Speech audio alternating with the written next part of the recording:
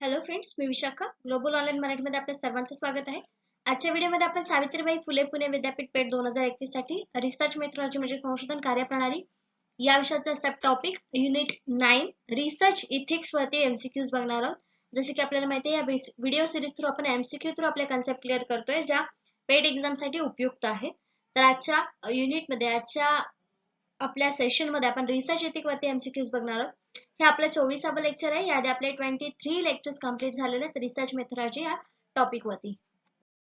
Lecture start करण्यापूर्वी सगळ्यांना एक गोष्ट सांगायची आहे, ती अशी की जे स्टुडंट्स या एक्झाम साठी म्हणजे सावित्रीबाई फुले पुणे विद्यापीठ पेठ 2021 साठी प्रिपरेशन करत आहेत, त्यांच्यासाठी आम्ही रिसर्च मेथॉडॉलॉजीवर कंप्लीट कोर्स घेऊन आलो. आपल्याला माहिती आहे, हा 100 मार्कांचा पेपर आहे आणि त्यातले 50 मार्क्स हे रिसर्च मेथॉडॉलॉजीवर आहेत आणि 50 क्वेश्चन्स त्याच्यावरती येणार आहेत.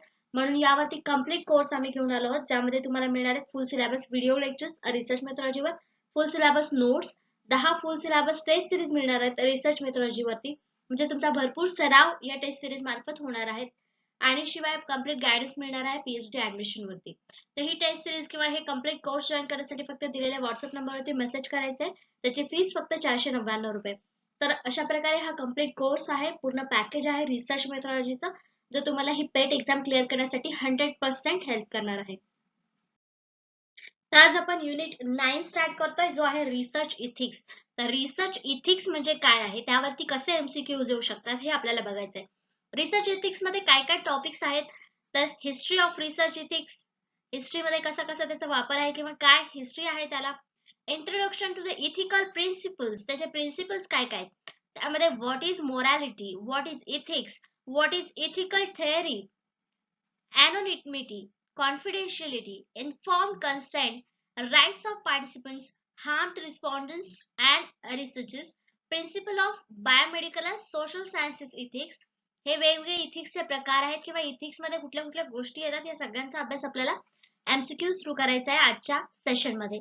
Ethical guideline in social research, तर गाईडलाईन काय आहे एथिकल रिसर्चच्या सोशल रिसर्च मध्ये, कशा प्रकारे ते वापरले जातात हे आपल्याला क्वेश्चन्स थ्रू एमसीक्यूज थ्रू समजून घ्यायचा आहे.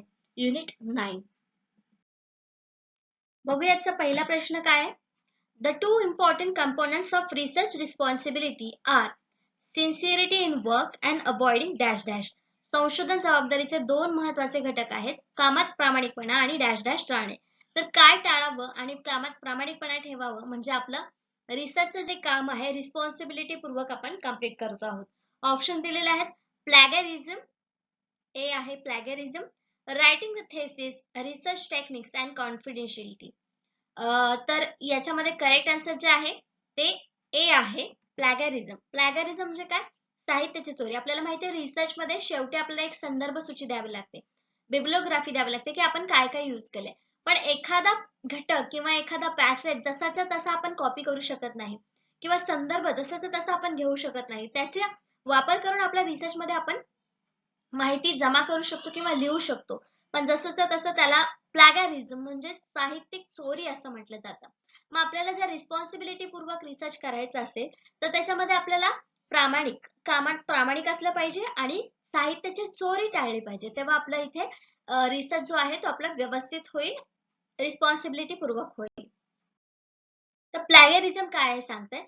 Plagiarism is a presenting someone else's work or idea as your own without their consent.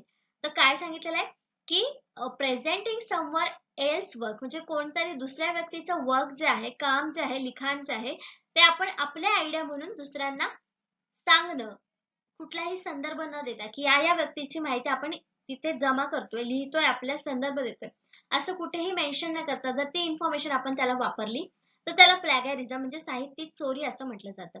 By incorporating it into your work without full acknowledgement, all published and unpublished material, whether the manuscript, printed or electronic form, is covered under this definition. तर याच्यामध्ये कुठल्या कुठल्या गोष्टी cover होतात, printed असो, manuscript असो, electronic गोष्टी असो, या सगळ्या गोष्टी याच्यामध्ये येतात. पब्लिश, अनपब्लिश, पण ते जर कोणी ऑलरेडी करून ठेवलेलं असेल तर त्याचं क्रेडिट त्याला न देता आपण ह्या गोष्टी वापरल्या तर ते प्लॅगॅरिझम म्हणजे साहित्यिक चोरी होते. Turning in someone else work as your on, म्हणजे थोडक्यात तेच आपल्याला सेंटेन्स दिलेले की एखाद्याचं काम आपलं काम म्हणून दाखवणं, याला आपण साहित्याची चोरी बोलतो. पण कुठलाही संदर्भ न देता, जर आपण तिथे रेफरन्स दिला असेल बिब्लिओग्राफी मध्ये असं मेन्शन केलं असेल तर आपण तिथे चोरी होणार नाही.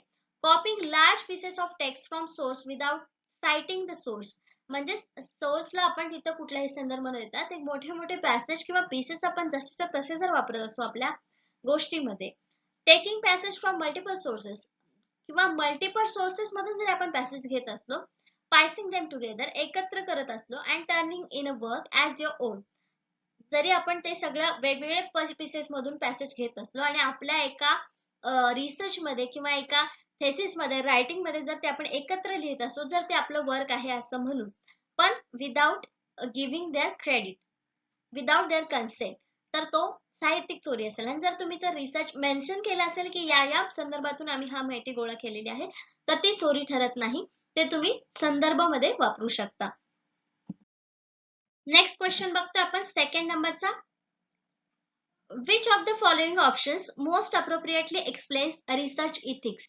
दिलेले ऑप्शन्स आहेत त्यापैकी रिसर्च इथिक्स हा पॉइंट किंवा रिसर्च इथिक्स म्हणजे काय, हे नेमकं काय स्पष्ट करते ऑप्शन्स पैकी ते आपल्याला सांगायचे. ऑप्शन्स आहेत, it states how to write a research report flawlessly, त्यात निर्दोषपणे संशोधन अहवाल कसा लिहावा हे नमूद केलेले असते. It gives the methodology of researching within social norms, हे सामाजिक नियमांनुसार संशोधन करण्याची पद्धत देते. सामाजिक नियम इथे आपण असं म्हणू शकत नाही रिसर्च इथिक्सला, ते आपण प्रत्येक व्यक्ती आपल्या अंतर्गत गोष्टींनी ते सगळ्या गोष्टी नीतिशास्त्र तयार करत असतं. नेक्स्ट आहे, it governs the prevention and of plagiarism, हे साहित्यिक चोरीला प्रतिबंधित करते. फक्त रिसर्च इथिक्स मध्ये एवढाच एक पॉइंट आहे का की हे साहित्यिक चोरीला प्रतिबंधित करते? त्यात आणखीन साऱ्या गोष्टी आहेत. ऑप्शन डी काय, it provides common set of dos and don'ts of conducting and ethical research, हे नैतिक संशोधन आयोजित करण्याचा म्हणजे डूज अँड डोंट्स, म्हणजे काही गोष्टी करायला पाहिजेत आणि काही गोष्टी नाही करायला पाहिजेत यांचा एक संच प्रदान करते. मग ऑप्शन डी इथे आपल्याला अधिक करेक्ट वाटतं. बाकीच्या गोष्टीही आहेत रिसर्च इथिक्स मध्ये, पण दिलेल्या पर्यायांपैकी डी पर्याय जास्त योग्य आहे, कारण त्याच्यामध्ये सगळ्याच गोष्टी आल्या. मग सामाजिक नियमांनुसार वापरणं किंवा साहित्यिक चोरी न करणं किंवा निर्दोषपणे संशोधन अहवाल प्रसिद्ध करणे, या सगळ्याच गोष्टी या डूज अँड डोंट्स मध्ये येतात, संचामध्ये येतात. म्हणून इथं करेक्ट आन्सर काय येणार आहे? D. Research ethics is a codification of scientific morality in practice, म्हणजे रिसर्च इथिक्स म्हणजे काय थोडक्यात, तर सायंटिफिक मॉरॅलिटी म्हणजे तुमच्यामध्ये जे काही नीती आहे किंवा नीतिशास्त्र आहे, चांगल्या गोष्टी आहेत त्या प्रॅक्टिस मध्ये आणणं, त्याला रिसर्च इथिक्स म्हणतात. Guidelines for research ethics specify the basic norms and value of research community, research कम्युनिटीसाठी बेसिक नॉर्म्स व्हॅल्यूज जे आहेत, व्हॅल्यूज आपण म्हणतो, मूल्य म्हणतो, त्या गाईडलाईन करण्यासाठी आपण रिसर्च इथिक्सला वापरतो. They are based on general ethics of science, कशावर बेस्ड असतात ते? General ethics of science.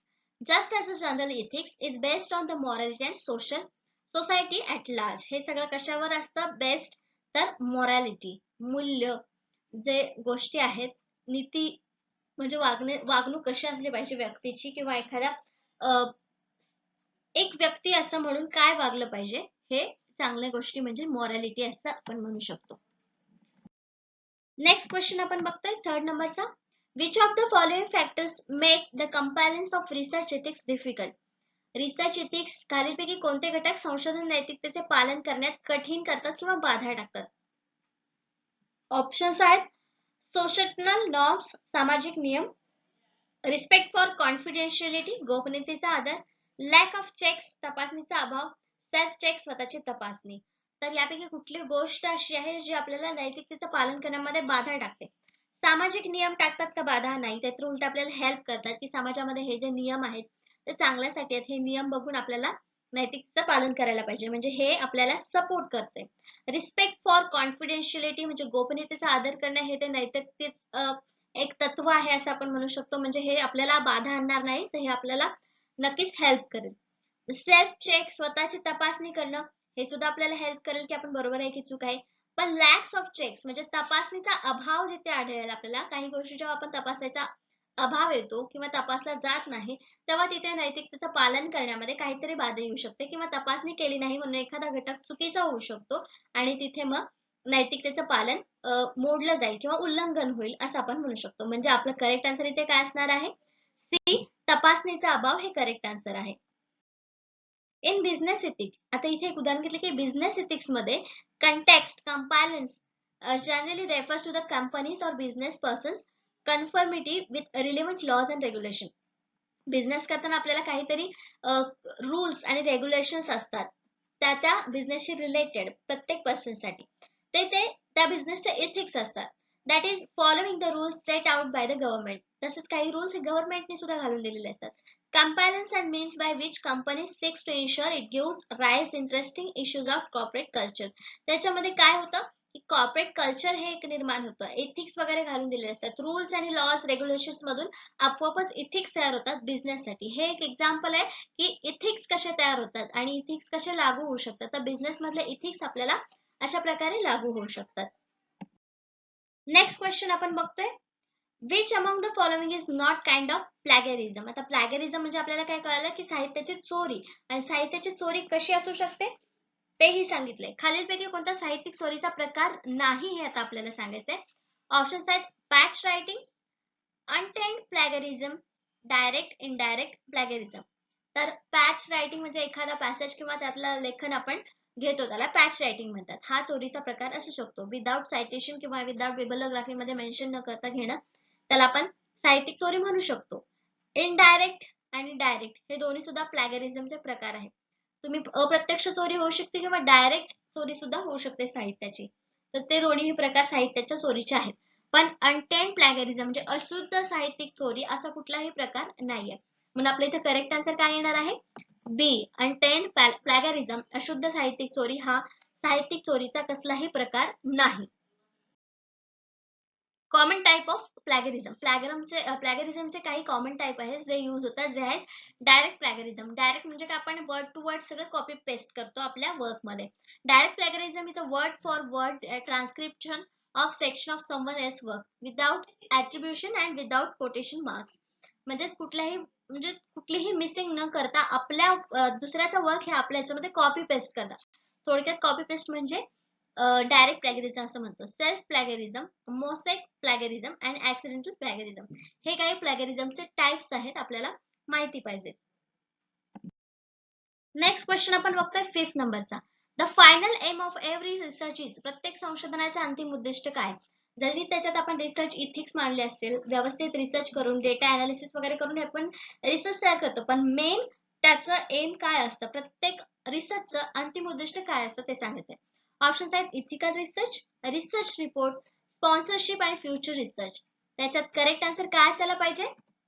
B, research report. सगळ्या गोष्टी जेव्हा रिसर्च होतो तयार, तेव्हा शेवटी आपल्याला काय करावं लागतं? रिसर्च रिपोर्ट करावा लागतो आणि त्याचाच उपयोग मग पुढच्या काही गोष्टींवरती स्कीम लागू करायच्या की पुढे त्याच्यावरती कशाची उपाययोजना करायची आहे, तर ह्या सगळ्यांचा उपयोग आपण रिसर्च रिपोर्ट वरून करतो. म्हणून अंतिम उद्दिष्ट काय असतं? तर रिसर्च रिपोर्ट तयार करणं. करेक्ट आन्सर आपल्याला बी मिळालेला आहे. A research aim express the intention or aspiration of the research study. Research स्टडीचं काम म्हणजे रिसर्चचा एम काय असतं? Research study. It summarise in a single sentence what you hope to achieve at the end of the research project. तर त्याच्यामध्ये काय मिळतं आपल्याला की रिसर्च प्रोजेक्टच्या शेवटी आपल्याला सिंगल सेंटेन्स मध्ये सांगायचं असतं की काय आपल्याला मिळवायचं होतं या रिसर्च मध्ये आणि आपल्याला काय कन्क्लुजन मिळालेलं आहे. Your aim should be specific and phrased in such a way that is possible to identify when it is achieved. तर आपलं एम हे क्लिअर असावं, म्हणजे जेव्हा पण आपलं कन्क्लुजन आपल्याला मिळेल तर त्याच्यामध्ये क्लिअरली आपल्याला आयडेंटिफाय करता आलं पाहिजे की आपल्याला जे हवं होतं, जे आपलं एम होतं रिसर्च मध्ये, ते क्लिअर झालेलं आहे की नाही, त्याचा आन्सर आपल्याला मिळालेला आहे की नाही, हे आपल्याला क्लिअर करता आलं पाहिजे. म्हणूनच सिंगल लाईन मध्ये, सिंगल सेंटेन्स मध्ये समराइज केलेलं आपलं रिसर्चचं एम असावं. नेक्स्ट क्वेश्चन बघतोय आपण 6 नंबरचा. Before beginning a research the researcher must obtain authorisation to research from the participants to be research and the dash dash. संशोधन सुरू करण्यापूर्वी संशोधकाने संशोधन करण्यासाठी सहभागी संशोधनासाठी अधिकृतता प्राप्त केली पाहिजे. कशाची अधिकृतता प्राप्त केली पाहिजे? ऑप्शन्स आहेत रिसर्चर्स पॅरेंट्स, संशोधकाचे पालक, रिसर्च लायब्ररी संशोधन ग्रंथालय, रिसर्च इन्स्टिट्यूट संशोधन संस्था आणि स्पॉन्सर्स. स्पॉन्सर्सची अधिकृतता आधी घ्यायला पाहिजे का संशोधन करताना? नाही. पालक कोण सभेमध्ये त्यांचे पालक आपण शोधत बसणार आहोत का? नाही. मग संशोधन ग्रंथालयाची पण परवानगी आपल्याला घ्यावी लागत नाही. आपण ग्रंथालयातून कुठलेही बुक्स आपल्याला हव्या त्या वेळेस घेऊ शकतो. म्हणजे आपला ऑप्शन इथे एकच उरलेला आहे ज्याची अधिकृतता आपल्याला मिळाली पाहिजे आपल्याला संशोधन करताना. ते काय आहे? रिसर्च इन्स्टिट्यूट, संशोधन संस्था. मग करेक्ट आन्सर इथे आपल्याला काय मिळालेलं आहे? C. At its core, the function of any research institute is to gather together and analyze currently available data. तर ह्याचं काय महत्व असतं? इन्स्टिट्यूट कडून आपण का माहिती घेतो? तर ती सगळी माहिती जी आहे ती आपल्याला एकत्र करून परत अनालाइज करण्यासाठी हेल्प होते. Engage in experimentation based on theories inspired by the analysis and report outcome of those experiments interested parties. तर काही गोष्टी ज्या असतात आपण सगळे माहिती एकत्र करतो. आधी झालेले त्या विषयावरची रिसर्च किंवा आपण केलेले रिसर्च हे इन्स्टिट्यूट एकत्र करते आणि एकत्र केल्यानंतर मग त्याची माहिती किंवा त्याचा आउटकम जे असेल ते आपल्या सगळ्यांनाच उपयोगी होतं किंवा त्या इन्स्टिट्यूटसाठी देखील उपयोगी ठरतं. म्हणून आपण इन्स्टिट्यूटकडून अधिकृत प्राप्तता करून घेतो की हा आपल्याला रिसर्च करायचा आहे किंवा केलेला आहे. नेक्स्ट क्वेश्चन बघतो आपण 7th नंबरचा. Copying the work of other authors in whole piece is called as. इतर लेखकांचे काम संपूर्ण तुकड्यामध्ये कॉपी करणे असे म्हटले जाते. तर इथेच आपल्याला दिलेलं आहे पीस, तुकडा इथे दिलेला आहे. म्हणजे आपल्याला कुठला आन्सर इथे यायला पाहिजे ऑप्शन्स मध्ये ते बघूया. सेल्फ प्लॅगरिझम, इनडायरेक्ट प्लॅगरिझम, डायरेक्ट प्लॅगरिझम आणि डी ऑप्शन आहे पॅच रायटिंग. तर तुकडा आणि पीस त्याच्यावरून आपल्याला करेक्ट आन्सर इथे मिळायला पाहिजे ते आहे पॅच रायटिंग त्याला म्हणतात. करेक्ट आन्सर इथे आपलं डी आहे पॅच रायटिंग. पॅच लेखन त्याला म्हणतो आपण. एखादं काम जसं तसं एखादा तुकडा कॉपी करणं आणि पेस्ट करणं त्याला पॅच रायटिंग म्हणतात. Patch writing refers to the act of making small changes and substitutions to copied source of material. तर पॅच रायटिंग काय म्हणतात? एखादा पीस जसाचा तसा उचलून घेणं, फक्त त्याच्यामध्ये थोडं काहीतरी चिन्ह किंवा एखाद्या वर्डला सिनॉनिम्स वापरणं, या सगळ्याला आपण पॅच रायटिंग असं म्हणतो. Copying from a source text and then deleting some words. म्हणजे जे काही आपण सोर्स यूज केलेला आहे, कॉपी पेस्ट केलेला आहे, त्यातले काही वर्ड्स डिलीट करणं आणि जसं तसं परत वापरणं. अल्टरनेटिंग ग्रामॅटिकल स्ट्रक्चर, काही ग्रामॅटिकल स्ट्रक्चर बदलणं. और plugging in one for one synonym substitutes. म्हणजे काही गोष्टींना आपण सिनॉनिम्स वापरणं त्याला पॅच रायटिंग असं म्हणतात. समजलं पॅच रायटिंग म्हणजे काय? याच्यावरती देखील आपल्याला क्वेश्चन्स एक्झाम मध्ये विचारले जाऊ शकतात. नेक्स्ट क्वेश्चन बघतो आपण 8 नंबरचा. Which of the following steps in research are least vulnerable to research ethics. संशोधन खालीलपैकी कोणती पायरी कमीत कमी संशोधन नैतिकतेसाठी असुरक्षित आहे किंवा जास्त गरजेची नाहीये नैतिकता पाळण्यासाठी. ऑप्शन्स आहेत आयडेंटिफाइंग द रिसर्च व्हेरिएबल्स, संशोधन व्हेरिएबल्स ओळखणे, data collection procedure, data analysis procedure, reporting research outcomes. संशोधनाच्या परिणामांचा अहवाल देणे. तर इथे आपल्याला नैतिकता पाळावी लागते. याच्यात कुठलाही फेरबदल किंवा जास्त गोष्टी ऍड करता येऊ शकत नाही. अनालिसिस करताना पण ते पण प्रॉपर करावं लागतं. चुकलं तर तिथे नैतिकता आपली जाऊ शकते. डेटा कलेक्शन करताना पण आपल्याला बायस होऊन चालत नाही. अनबायसपणे आपल्याला डेटा कलेक्ट करावा लागतो, ती प्रोसिजर करावी लागते. म्हणजे तिथे पण आपण नैतिकता जपू शकतो. ह्या गोष्टी सगळ्या आपल्याला इथे आवश्यक आहेत. पण identifying the research variables, research variables कोणते आहेत यासाठी नैतिकता तिथे आपल्याला जास्त आवश्यक वाटत नाही. म्हणजे आपलं करेक्ट आन्सर इथे या प्रश्नाचं काय असणार आहे? ए, आयडेंटिफाइंग द रिसर्च व्हेरिएबल्स, संशोधन व्हेरिएबल्स ओळखणे ही पायरी कमी महत्वाची आहे असं आपण इथे म्हणू शकतो. Identifying research variables and defining the research variable are more concerned with the theoretical approach and not falls under the strict research parameters. हे काय गोष्टी आहेत की ह्या ज्या गोष्टी आहेत ते स्ट्रिक्ट रिसर्च पॅरामीटर्स मध्ये येत नाहीत, तेवढ्या महत्वाच्या नाही आहेत आपल्याला. Therefore option 1 in research is a least vulnerable in research ethics. म्हणून हे जे ऑप्शन आपल्याला दिलेलं होतं मागच्या क्वेश्चन मध्ये ते जास्त वल्नरेबल, लिस्ट वल्नरेबल आहे रिसर्च एथिक्स मध्ये. नेक्स्ट क्वेश्चन बघतोय आपण 9th नंबरचा. Research ethics committees R.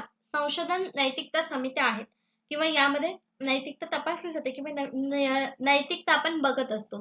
तर ती कुठली कमिटी? ऑप्शन्स आहेत कमिटीज ऑफ रिसर्चर्स, संशोधकाच्या समित्या, convened by organisation to monitor the policies and ethical standards of research projects carried out under their auspices under their name. संस्थांनी त्यांच्या नावाखाली, त्यांच्या तत्वाखाली चाललेल्या संशोधन प्रकल्पांच्या नैतिक मानकांचे निरीक्षण आणि पोलीस करण्यासाठी आमंत्रित केले आहेत. तर ही एक कमिटी आहे. आणि दुसरा committees of researchers concern with ethics, नैतिकतेच्या संबंधित संशोधकांच्या समित्या आणि concern only with research conducted in medical sciences, केवळ वैद्यकीय विज्ञानात केलेल्या संशोधनाशी संबंधित आहेत. तर रिसर्च एथिक्स कमिटीज बद्दल कुठलं स्टेटमेंट करेक्ट आहे हे सांगायचं आहे. फक्त वैज्ञानिक विज्ञानाशी संबंधित आहे चुकीचं आहे, किंवा संशोधन नैतिकतेशी संबंधित समिती आहेत हे पण चुकीचं आहे. हे आपण चांगला रिसर्च किंवा रिसर्च हा योग्य असावा यासाठी आपण तयार केलेले हे इथिक्स आहेत ते कुठल्याही समितीशी रिलेटेड नाही. आणि फक्त रिसर्च समित्या म्हणजे रिसर्च इथिक्स कमिटी असं नाहीये, म्हणजे ए पण ऑप्शन आहे. मग आपला एकच ऑप्शन इथे करेक्ट आहे ते म्हणजे बी. करेक्ट आन्सर आहे बी. Research Ethics Committee, also known as Ethical Review Board, ERB, Ethical Review Board, Ethical Review Committee, Human Research Ethics Committee, Institutional Review Board, group of individuals who undertake the ethical review of research protocols involving humans applying agreed ethical principles. तर हे ethical principles ला आपण सगळे agreed करतो आणि ते कशातून तयार झालेले असतात? तर ERB, Ethical Review Board, Ethical Review Committee, Human Research Ethics Committee and institutional review board हे सगळे एथिक्स कमिटी आहेत असं आपण म्हणू शकतो. नेक्स्ट क्वेश्चन आपण बघतोय 10 नंबरचा. इन्स्ट्रुजन इज घुसखोरी आहे. कशाला आपण ही घुसखोरी म्हणू शकतो? ऑप्शन्स पैकी ऑप्शन्स आहेत. What is the researcher must engage in order to carry out the research. संशोधन करण्यासाठी संशोधकांनी काय गुंतले पाहिजे याला घुसखोरी म्हणतात. It is the very nature of research. संशोधनाच्या स्वभावात any unwarranted, unnecessary or unwelcome engagement with the person or the place. एखादी व्यक्ती किंवा ठिकाणासह कोणतीही अनावश्यक किंवा नको असलेली व्यस्तता ह्याला घुसखोरी म्हणतात.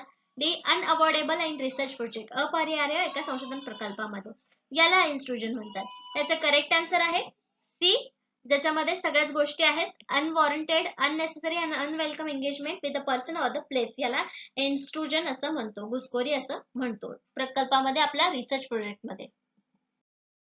ते इंट्रुजन काय आहे?